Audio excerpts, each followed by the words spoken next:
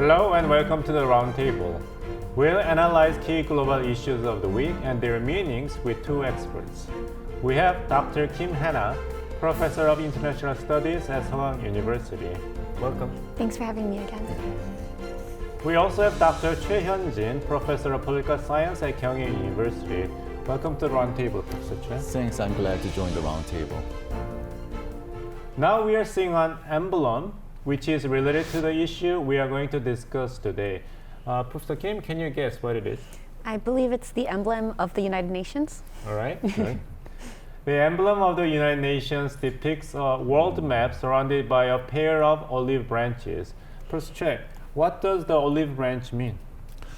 The olive branch surrounding the world map is a symbol of peace, and therefore the UN emblem means the goal of creating United Nations is to protect and maintain peace among all nations of the world. The United Nations Security Council convened a meeting to discuss North Korea's recent military spy satellite launch. At the meeting, North Korean ambassador to the United Nations, Kim Sung, defended his nation and sparked some controversy. Let's listen to what he had to say first. Then I have the question. Is the United States launching its satellite with a balloon or catapult? If not with a carrier rocket, that uses the same technology as ballistic missile.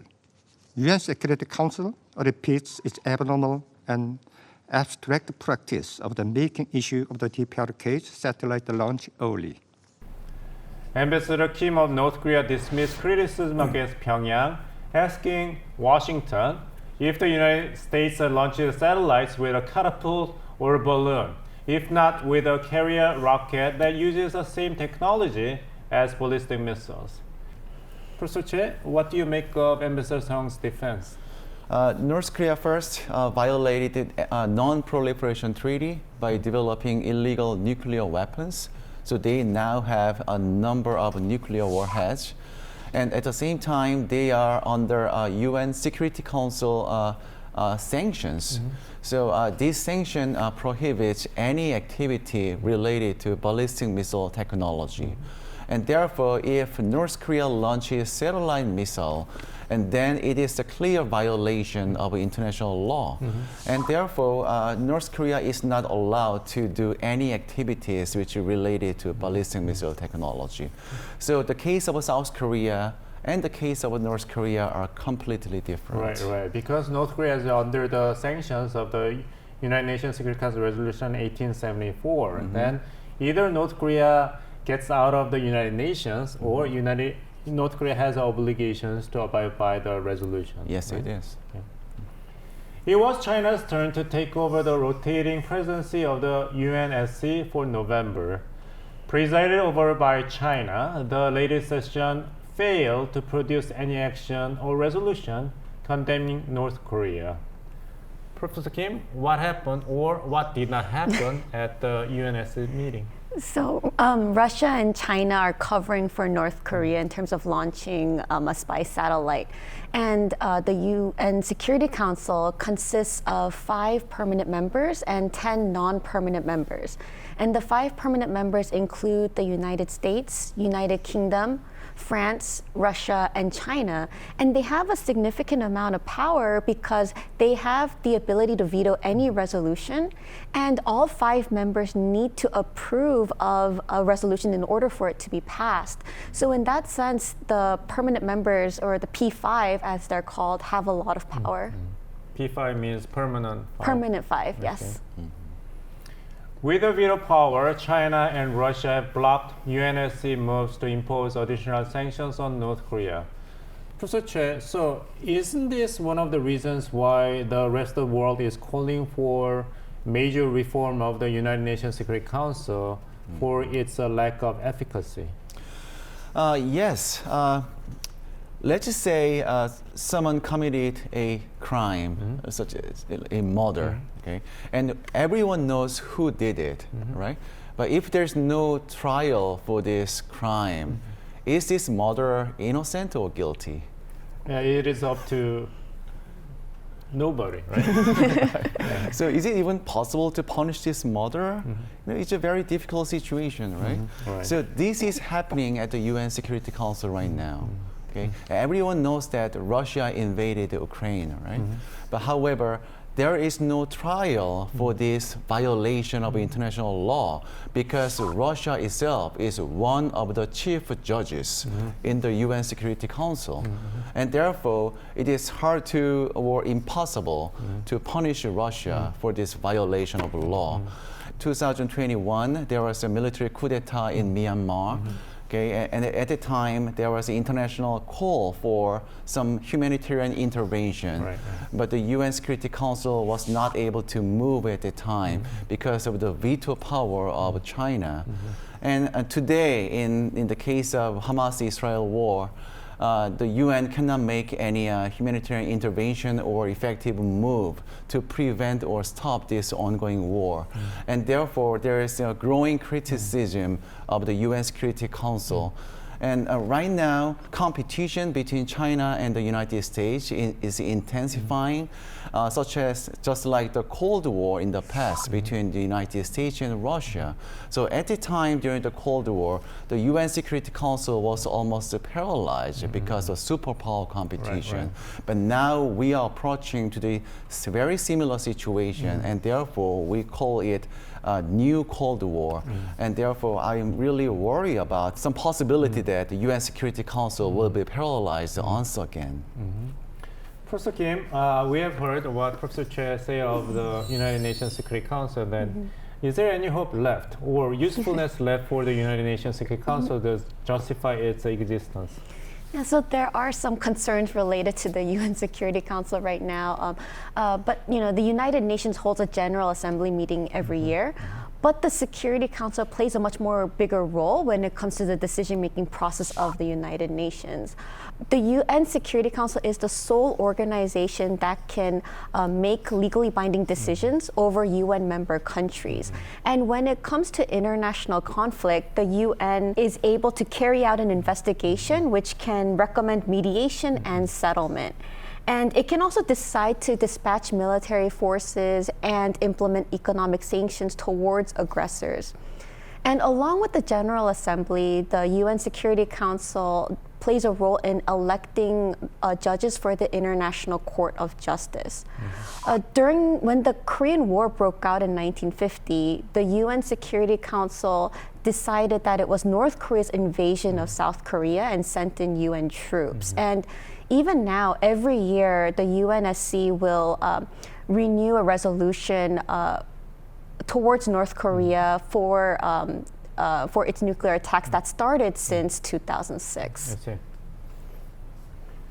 All right. In order to keep the UNSC functioning positively, there are calls for reforming it, and one of the initiators is the U.S. President Joe Biden.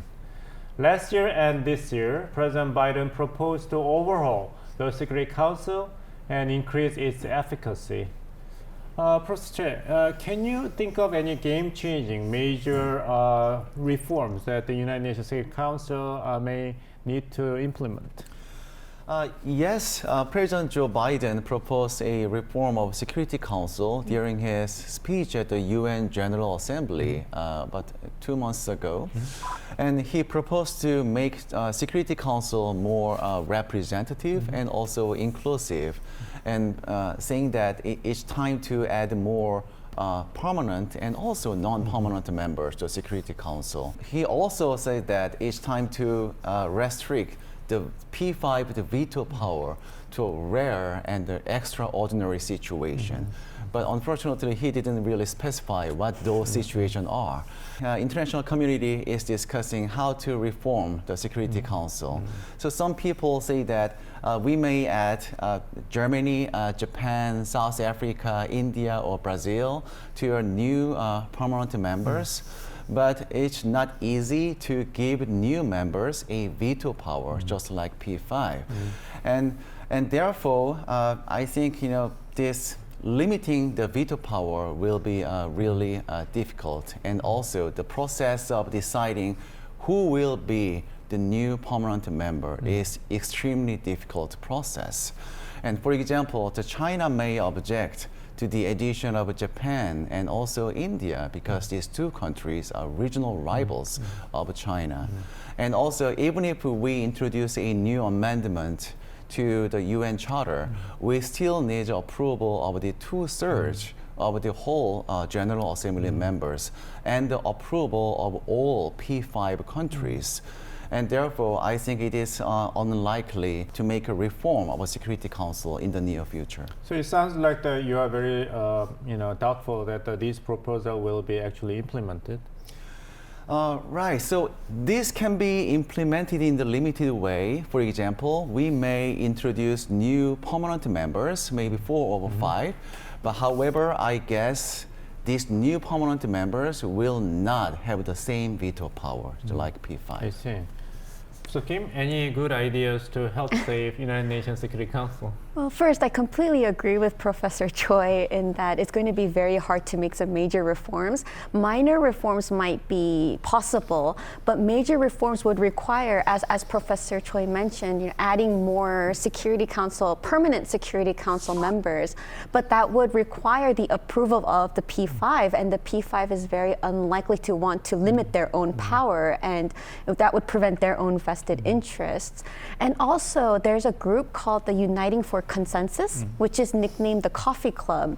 And in this club, there are a group of countries that will try to prevent other specific countries from joining as permanent Security Council members. So as Professor Choi mentioned, if Brazil were to join as a permanent Security Council member, most likely Argentina will not approve.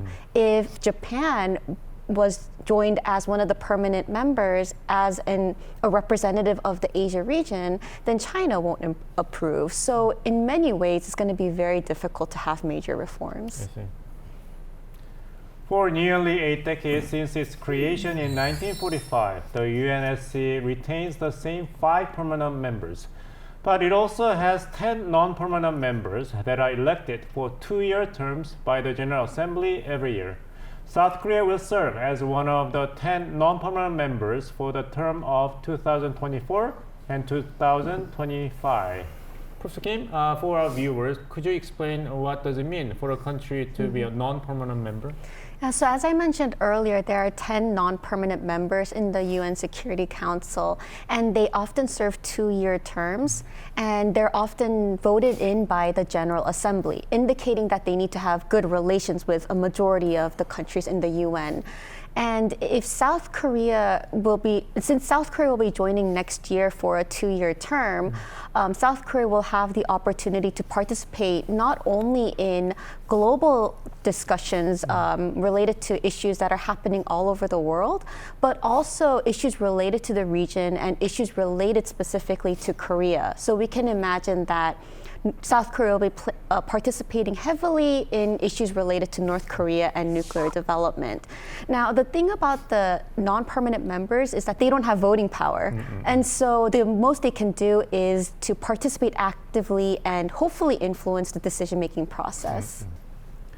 At the General Assembly in September, South Korean President Yoon Suk-yeol said the UNSC reform initiative is receiving widespread support.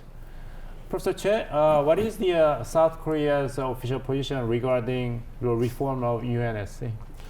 I think it is in South Korea's interest to strongly support the reform of the UN Security Council, because as we saw in the case of North Korea, even if North Korea sometimes violates international law and launches illegal ballistic missile, but the UN Security Council cannot even condemn the North Korean activity because of Chinese veto power, right? And therefore, the reformation of UN Security Council and introducing other permanent members to the Security Council is, consistent with the South Korean national interest.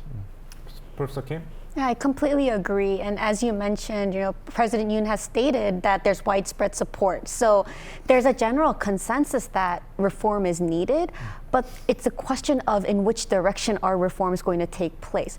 So it's like the elephant in the room. Everyone knows that the reforms are needed, but no one knows exactly in which direction, and they also don't know if reforms are going to be possible, and every country has its own national interests. So in that sense, it's required, but we just don't know in which direction. I see. Korea has returned to the UNSC in 11 years after last assuming the role in 2013 and 2014. We'll expect that the nation will expand its foothold in the UN and on the international stage with this opportunity. Next, take a look at the selection of photos on key global issues that happened last week.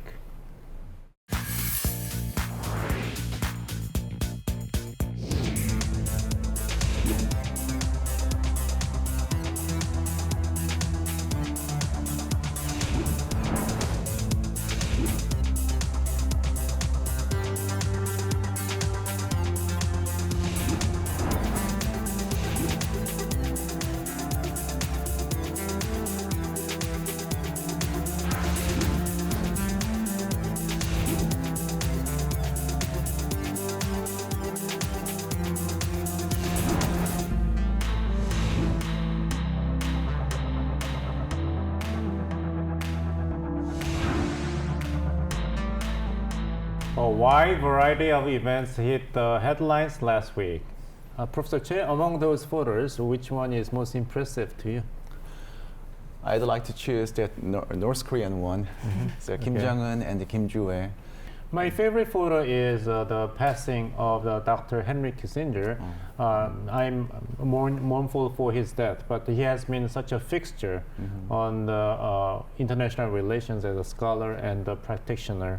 So I cannot think of China without mentioning of Henry Kissinger. For me, it was the resumed fighting between Israel and Hamas that drew my attention the most. I see. That was one of last week's big news. The ceasefire between Israel and Hamas began on November 24th as they swapped hostages and prisoners. But the two sides resumed military operations and the truce expired just in 7 days. With the combat resumed, hundreds of casualties are reported on a single day.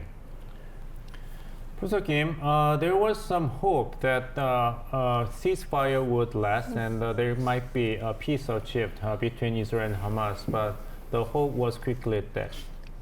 Who is to blame? I think Israel and Hamas are both blaming each other for the end of the truce or ceasefire. From Israel's point of view, they're saying that Hamas restarted rocket attacks and they failed to keep their promise in terms of releasing 10 female hostages. And on the other hand, Hamas is insisting that they're refuting Israel's claims and instead stating that the responsibility lies on Israel and the United States. So I think it's important to listen to both sides. As the combat began again, the most pressing issue is to ensure the safety of the hostages taken by Hamas and bring them back home. During the ceasefire, Hamas released 105 hostages, while Israel released 240 Palestinian prisoners. 136 hostages are still being detained by Hamas. Dr. Kim, is there hope that the remaining hostages be sent home back? Unfortunately, I don't think they're going to be released anytime soon.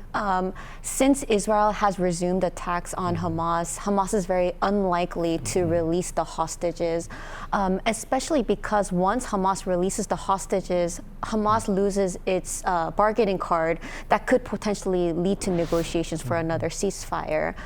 But at the same time, Hamas needs to consider pressure from the international community. And Hamas has stated that they have released female, child, and senior hostages, which would indicate that most of the hostages they have now are male hostages who may have been soldiers out on the battlefield.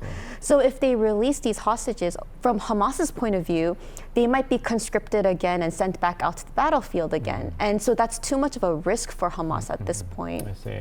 Yeah, there is a very important dimension on that. Right. With humanitarian concerns growing, some nations are playing an increasingly important role as mediators. The United States, Egypt, and Qatar were working to mediate the conflict in the Middle East.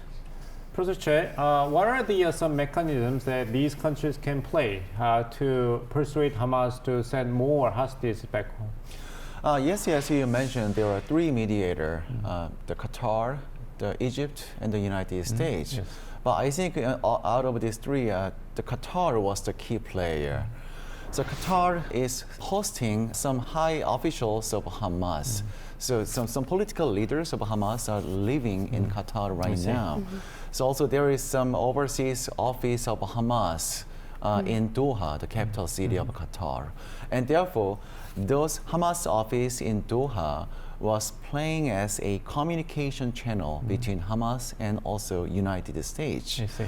And for this reason, Qatar has some diplomatic influence over Hamas. And also, Qatar is the only nation in the Middle East who is still sympathetic. And some people say that Qatar is somehow loyal to the cause of Palestinian independence. And therefore, there is some level of trust between Hamas and Qatar. I see. And therefore, if we see these three mediators, everyone knows that the United States is pro-Israel, right? And also Egypt is blocking its border between Egypt and also Gaza Strip. Right. And there's very low level of trust between Egypt and Hamas. But Qatar is the only country that still maintains trust with Hamas. And therefore, Qatar was the key player in this negotiation. And also this negotiation and mediation process was successful because of Qatar's influence over Hamas leaders. Let's talk more about the role of Qatar. In particular, Qatar was given credit for persuading Hamas to agree to a truce deal through its behind-the-scene diplomacy, as Professor Choi mentioned. Last year, the Emir of Qatar, Tamim bin Hamad Al Thani, said in an interview that at the heart of its foreign policy, Qatar aims to play the role of facilitator in the Middle East region and elsewhere. Professor Kim, so Qatar has indeed emerged as a hub of negotiation. Qatar is a very unique country because it is able to maintain friendly relations with any country in the West, as well as countries in the Middle East, such as Iran, as well as other countries such as Russia. Extremist groups such as the Taliban and, as Professor Choi mentioned earlier, Hamas have bases in Qatar. So in many ways, Qatar is very unique. It also is able to forge good foreign policies with any country in the world, regardless of ideology, as long as it serves its national interests. So Qatar often ends up playing a mediator role, for example, between the United States and Iran, for example. So in many ways, it's a very unique country. We cannot completely rule out the possibility that the current war may be dragged on. And what kind of responses would be needed for South Korea and the rest of the world? Yeah, so it is very likely that the ceasefire will not happen and the war will continue. So in terms of the international community, it needs to consider there are going to be a lot of repercussions, especially economic ones. So we can imagine a fluctuation of oil prices, for example, that will affect the entire world. And in the case of South Korea, Korea needs to be vigilant about the fact that North Korea may take advantage of this prolonged conflict. So South Korea needs to watch North Korea and its actions for the time being. Professor Choi, same question. I think we need to prepare for the worst case scenario. So, although it is unlikely, but if we imagine the worst case scenario, this war between Hamas and Israel may escalate into regional proxy war with the participation of the United States and Iran. And I hope this is not likely to happen. But if it is realized, there will be huge fluctuation in international oil price. So we need to prepare for this possible scenario. During the week-long ceasefire, we witnessed emotional reunions of released hostages and prisoners with their families and loved ones. They burst into tears of relief. victory does not necessarily mean defeating and dominating the enemy by force. Rather, true winners are those who have the courage to end the conflict and bring peace to the world. Professor Che and Professor Kim, thank you so much for joining us and sharing your insights with us today. Thank you. Thank you very much. We'll be back next week with the latest key global issues. Have a great week and see you next Tuesday.